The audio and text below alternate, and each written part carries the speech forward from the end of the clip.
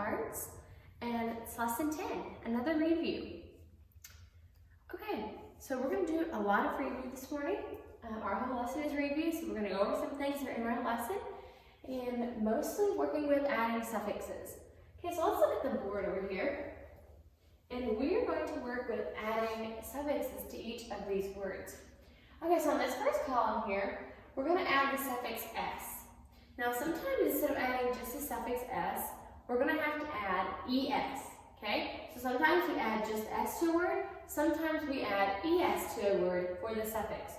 When do we use s and when do we use es? Do you remember that rule? Okay, let's say I'll tell the rule to you and then let's say it together. When a word ends with ch, sh, s, x, or z, add es. Okay, say that with me. If a word ends with ch, sh, s, x, or z, add es. So if a word ends in ch, sh, s, x, or z, we're going to add es. If it does not, we will add just s. So let's look at the word dress. What does it end with? It ends with s, right? And that's one of the letters. It ends with ch, sh, s, x, or z, add es. So it ends with s, so we are going to add es and make that word say dresses. The next one is hat. It ends with a T. Is T one of those letters? Is it ch, sh, s, x, or z? No, it's not, so we're simply just going to add s. Hats. Chick. If a word ends with ch, sh, s, x, or z, add es. If it does not, just add s. Does it end with ch, sh, s, x, or z? Nope, so we're just going to add s. Chicks. And the last one, peach. If it ends with ch, oh, well, there we already have it. It ends with ch. So if it ends with ch, what do we do? We add es. Okay, let's look at the next one. These are working with words that end with y. So, what is the rule?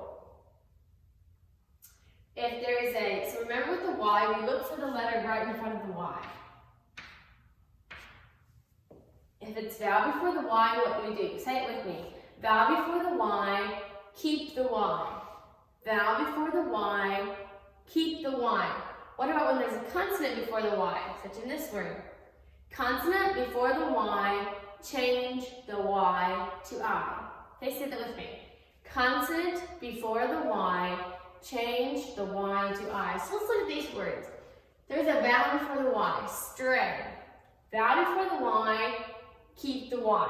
So if we keep the y, we're just going to add the suffix. Strays. The next one, fray. We're going to say fray. And again, vowel before the y, keep the y. So we're going to add the suffix. And the next one, silly. Oops. We're going to make this word say silliest.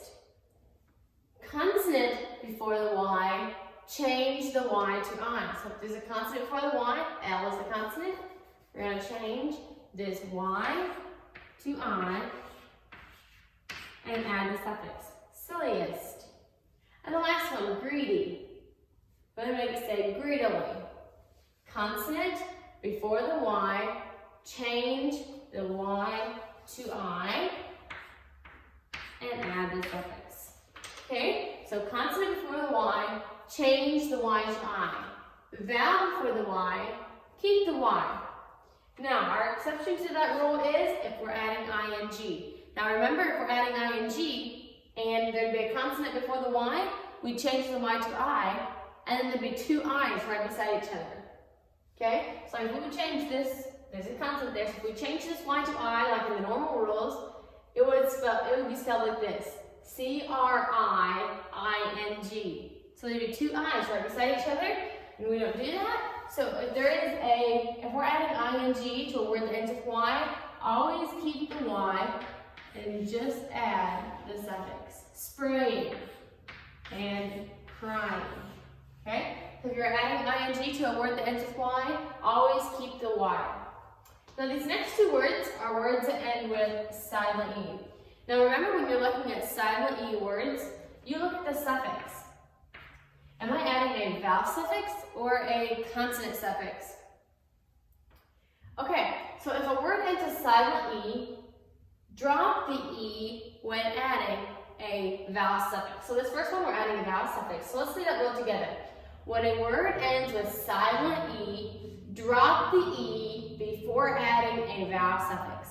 So let's do that. We're adding a vowel suffix, we drop the E before adding the vowel suffix, and then we add our suffix. Take it, because look, if we would have kept that silent E there, we would have had two E's right beside each other. And then the last one.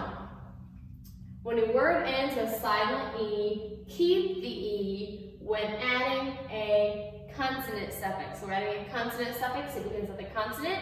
So let's do that. When a word ends with silent E, keep the E when adding a consonant suffix.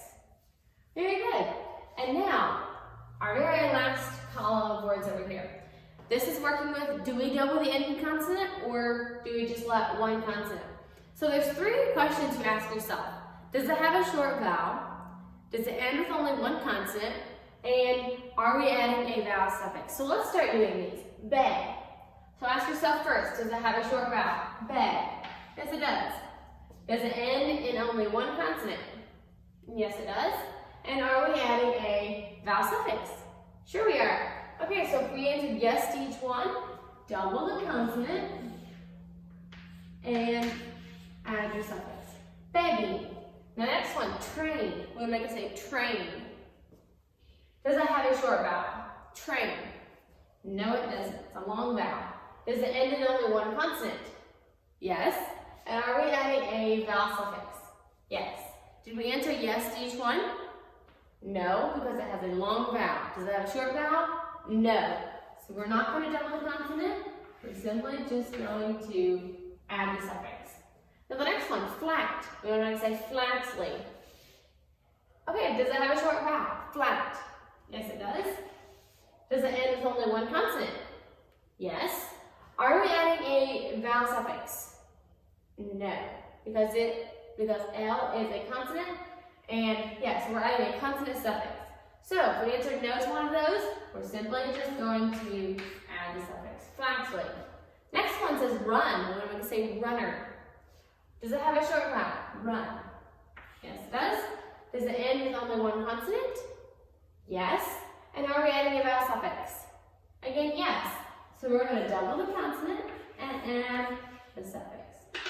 Okay? So if you answer yes to each question, you add the suffix.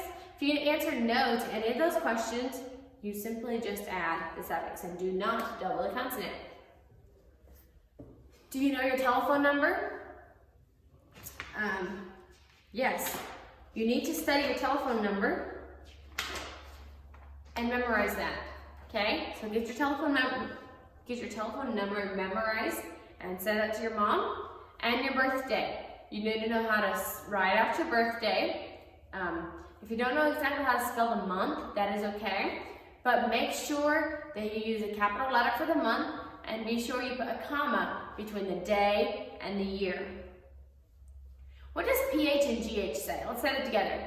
PH and GH say, PH and GH say.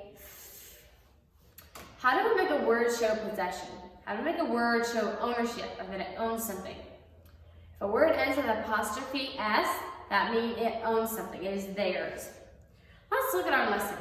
And the very first part says, we remember, so that means our whole lesson is review. Part 1 says, add S or ES to these words. So you're going to write the word and add S or ES as the suffix. So remember, if a word ends with CH, SH, S, X, or Z, add ES. If it does not, simply just add S. So write those words carefully. Copy those words down carefully. Write the words and add the suffix. Part 2 says, circle the correct way to say each word. So it gives you words, you circle the correct pronunciation. Part 3, match the contractions to the correct family. Now, if you look at the mailboxes, the first one is the is and has family. And the one on the other side is the had and would family. So you look at each one of those contractions. You'd. Is that part of the is or has family? Or is that part of the had or would family? You'd. Is it you is and they and you has? Or is that one for you had and you would? What does you'd say? I'll give you a hint on how to do these. Is and has contractions. What letter do we use to make the is and has contractions? The is and has contractions are the very same, just like the had and would contractions. They're the very same. What does the is and has family end with? What's a special letter to end with? You decide. And then the other special letter, what does the contraction for had and would? What does that contraction end with? Okay? So they each have their separate one. The same letters all go to the same families. Okay? So do that part carefully. Use your ruler to draw the lines. Part 4 says, circle the letters that should be capital, put periods, question marks, and commas. Okay, what letters do we capitalize? We have 7. Let's say those together. The beginning of every sentence, the letter I, the word I. Start over again. The beginning of every sentence, the word I, names of people, names of pets, names of God, days of the week, months of the year. So those 7 things will need to be capital. And then it says put periods, question marks, or commas. Where do we put commas? Remember, you put comma after yes or no at the beginning of a sentence. We're going to really quickly count how many that you will need. Okay, you should find 9 capital letters. So you should have 9 letter circles that should be capitalized. So you can put a little 9 beside those directions. You'll find 9 letters that need to be capitalized. Okay, and you fill in periods, question marks, and commas. Part 5 says cross out the silent consonants. So just cross out just the silent consonant. Part 6 says divide the compound words. Compound word is 2 little words put together to make one new word. So you just use your ruler and make a neat little line between the 2 little words. Part 7 says write your birthday. Part 8, write your telephone number. And you need to have those by memory. Part 9, match the sound of Y. Match to vowel or consonant. Okay, so first of all, you look at the 3 words in the middle. Slowly, fly, yak. Does that Y say E, I, or Y? So first of all, use your ruler and draw a line to what the Y says. And then, is that Y used as a vowel, or is that Y used as a consonant? What is Y used as a vowel? What is it used as a consonant? Y is used as a vowel when it says a vowel sound. So if it says a vowel sound, it is a vowel. If it makes a consonant sound, it is a consonant. Part 10 says, underline the words you can name, circle the words you can do. Remember for this part, do not change the word, okay? Eyes. Can you touch or feel eyes, or can you do eyes? Okay, now when you're thinking of eyes, don't think of look, okay? Don't think about looking with your eyes. No, can you eyes? Can you do eyes? Or can you touch or feel eyes? Bible, can you touch or feel Bible? Or can you do Bible? The next one, thank. Can you touch or feel thank? Or can you thank? Can you touch or feel thank, or can you thank? You decide for each of those. Think through them carefully. Part 11, circle the correct ending. So DGE or GE. When do you use DGE? When do you use GE? Remember, you use DGE with a short vowel. Use GE with a long vowel. Part 12, circle the words that show who it belongs to. Okay, so you're circling the ownership words. Whose is it? Dad's Bible is on the table. Whose was it?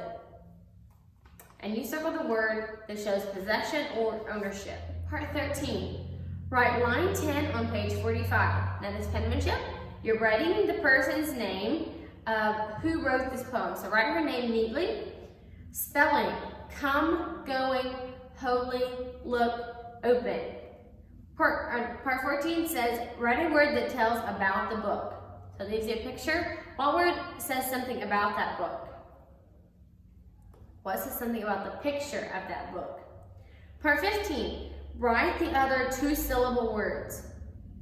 Okay, so you already used one of your spelling words that was a 2-syllable word in part 14. In part 15, you write the other 2 words, okay? So don't use the same word that you wrote in part 14, write the other 2 words in part 15. Part 16 says write the words with 1 syllable.